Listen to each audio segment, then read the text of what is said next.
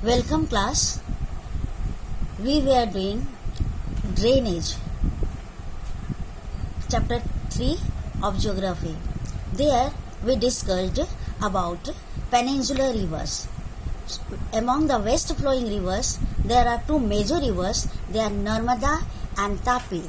So now we will do the details of Narmada. Narmada river rises from the Amarkantak hill, and it is the fifth longest river in the Indian subcontinent. It is also known as the lifeline of Madhya Pradesh. Narmada is older than the Gangas. Here in this map you can see Narmada Sagar, Tawa, Bargi, Omkareshwar, Sardar Sarovar, Maheshwar, all these. So basically it flows through Madhya Pradesh. The Narmada has four important tributaries, namely the Halon, Banjar, Tawa and Barna. Now about Tapi. Tapi river, it also flows westwards and mingle together with Arabian Sea. It rises from the Satpura ranges of Betul district in Madhya Pradesh. The tributaries are Purna river, Girna river, Panjara river. It flows towards west and it has a course of 724 km. The principal tributaries of Tapi river are Purna river, Girna river. All these are shown in the map. You can see. Now, Godavari is the east flowing river and it is the longest river. The Godavari is also known as Dakshin Ganga and is the second largest river in India after the river Ganga.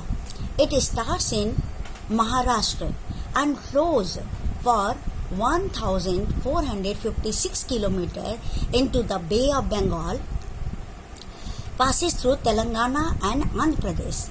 The major tributaries of Godavari are Pravara, Indravati, Manjra river, Bindusara river and Sabari river. You can see here the total length of Godavari is maximum and it flows towards, and it also makes delta when it flows towards the Bay of Bengal. It makes the big delta. It is the second largest after the Ganga. Its source is Triambakeshwar in Maharashtra. It flows east for 1465 km and draining the states of Maharashtra, Telangana, Andhra Pradesh, Odisha and ultimately emptied into the Bay of Bengal through its extensive network of tributaries. Here you can see Godavari Bridge. It is Asia's second longest road-cum-rail bridge crossing the water body. Mahanadi, basically it passes through one of the state, that is Odisha. Apart from Odisha, it also flows through Maharashtra, Chhattisgarh and Jharkhand. The Mahanadi is a major river in east central India.